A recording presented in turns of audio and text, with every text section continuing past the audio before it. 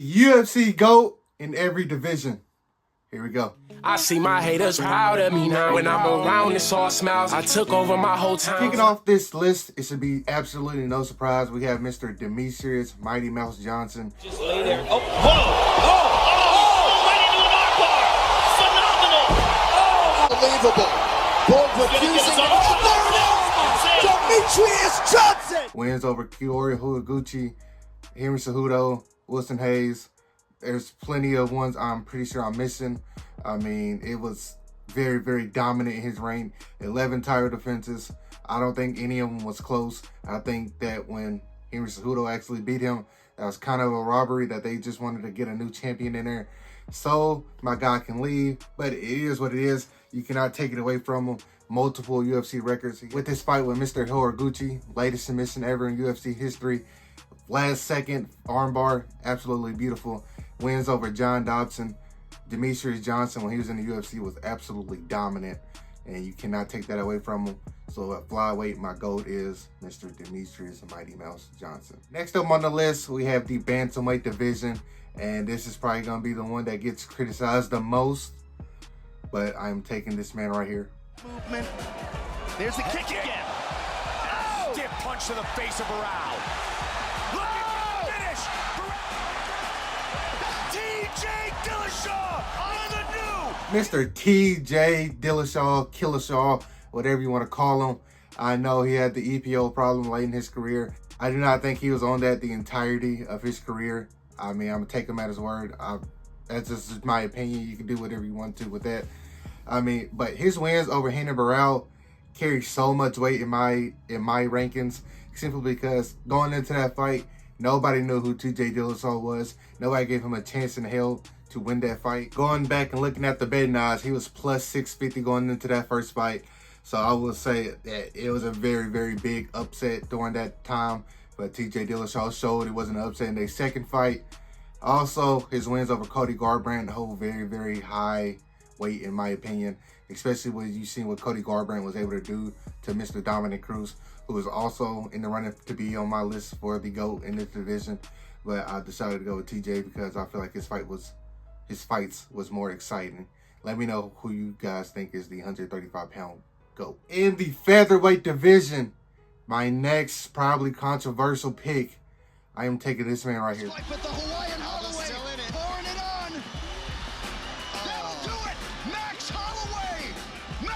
Max Blessed Holloway. I know what you're gonna say. Volk beat him 3 times, so what does that make Volk? It makes Volk Volk. It makes Max Holloway Max Holloway.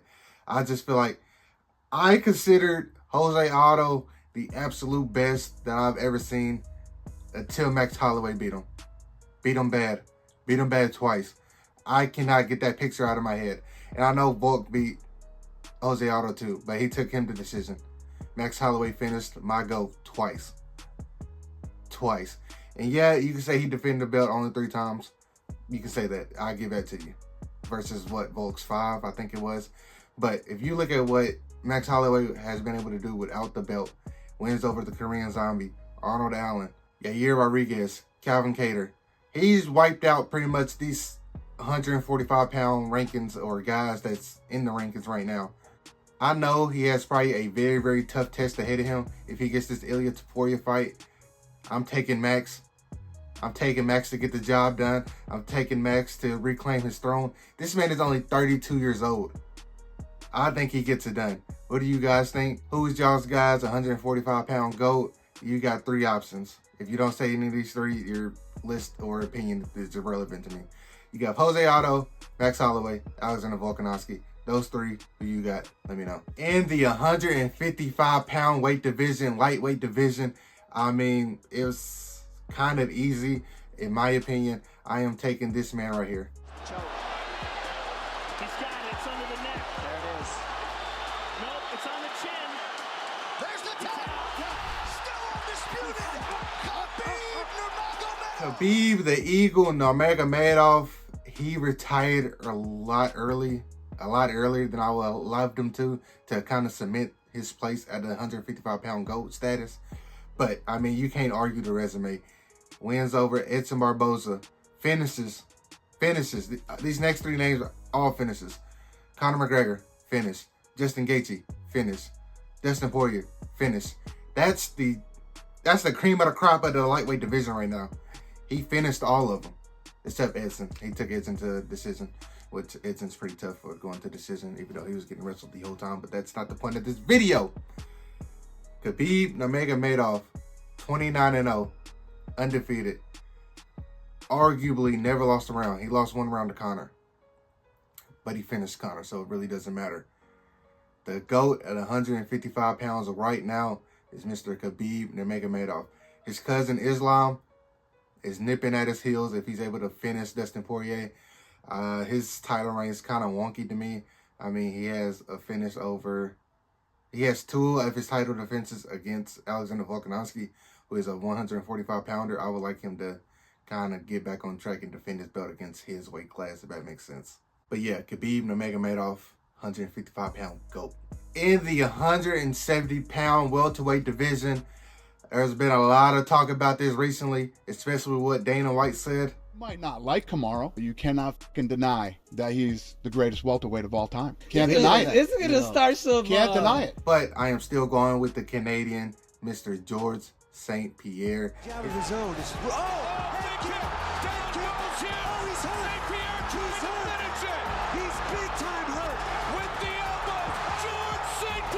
Fights might not have been the most exciting, but he was pretty dominant in all his fights, in my opinion.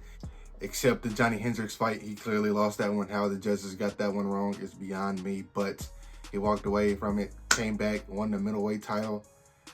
I mean, he's been pretty dominant. Most of his losses, or I want to say all his losses he redeemed in pretty dominating fashion. With those losses being Matt Serra and Matt Hughes, he was able to finish both of those, so those losses kind of hit each other out. If you get what I'm saying, in my opinion. 170-pound GOAT, Mr. George Rush St-Pierre. Kamaru Usman was cutting it really, really close. He was cutting it really, really close until Leon Edwards threw a hope and prayer up of a left high kick and knocked him out cold completely. From Leon Edwards. But that is not the cloth from which he is cut. I mean, that is a dejected... In the middleweight division, on my list, we have Mr. Protect what seemed to be damaged ribs. To the face. Time again. Brown is in trouble. High kick by Silva. Rich is in trouble. Anderson Silva. Another knee to the head. Franklin. Anderson, the Spider, you cannot take it away from him. You cannot take it away from him. He carried the UFC for a while. He carried him for a while. I mean, you still see some of his highlights to this day. I mean, that front kick to Mr. Vitor Belfort was absolutely picture perfect. That was beautiful. I mean, it was good to the point he was taking fights at light heavyweight, making him look silly. Forrest Griffin, I'm sorry, but he made him look silly. And it was just a one-off fight. That didn't ever have anything to do with nothing. Like, no rankings, no title shot, nothing. He just went up a weight class to beat up Forrest Griffin because the middleweight division was boring to him. That's insane. With his 10 title defenses and 16 consecutive wins under the UFC banner, it's hard to deny this man Anderson Silva as the GOAT at middleweight. Izzy was catching him, but excitement factor for me is not as high as it was with Anderson Silva. I mean, yes, Izzy has knockouts, but his fight with Yoel Romero was a complete awful bore fest. And then he got dominated by Sean Strickland once he did reclaim the title from Alex Pereira, which Alex Pereira finished him too. You see what I'm saying? I'll take Anderson Silva in his career. Right now, I think Izzy still has some time to catch up. But right now, at this moment, I am taking I am taking Anderson Silva as my middleweight GOAT. In the light heavyweight division, we have another no-brainer. I mean, come on, let's be serious. Mr. John Bones Jones. Shogun's badly hurt, Mike. John Jones looking to finish to the body. And it is all over. This man went through 3 eras of light heavyweight. 3 different eras of light heavyweight, and he never lost. He never lost. I'm not counting that Matt Hamill DQ as a loss. I refuse to. He was beating the shit out of him. I refuse to put that loss on John Jones. But he took the belt off of Shogun Rua. Dominant fashion. The youngest champ in UFC history. Dominated one of the one of the better fighters in UFC history, or in fighting history, MMA history. Dominated Shogun Rua. Dominated Rashad Evans. Dominated Rampage Jackson. Dominated Lyoto Machida. Let's go to the next era. Dominated Daniel Cormier. Dominated OSP. Dominated Glover Teixeira. And let's get to the third era. Alexander Gustafsson slowed down. Very tough fight. Very, very tough fight. Maybe I will live rewatch it one day and score it live. Very tough fight as I remember. Tough fight with Thiago Santos. Tough fight with Dominic Reyes. You know all three of those have in common? John Jones won the fight. 3 judges decided that John Jones won that fight. He is the greatest light heavyweight MMA fighter to ever touch the planet. That is my opinion. What do you guys think? Let me know. In the heavyweight division, my UFC GOAT is Mr. His hands are very excellent.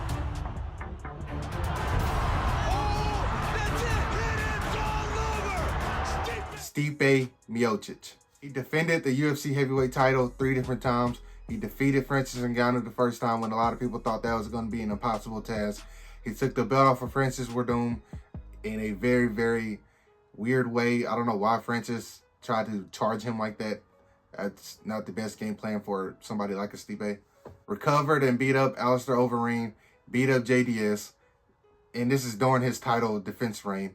He won the battle with Daniel Cormier 2-1, finished him once, decision him the next time.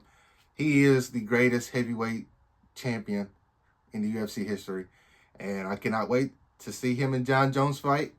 I think I'm in the minority in that. I think a lot of people do not care. I am actually very, very excited for when that fight does happen. Hopefully it's very soon. Hopefully John Jones is recovering very good, and that's a great fight. What did you guys think about my list? Let me know down in the comments below. Like always, if you like the video, make sure you like, comment, and subscribe. Be good people. Peace.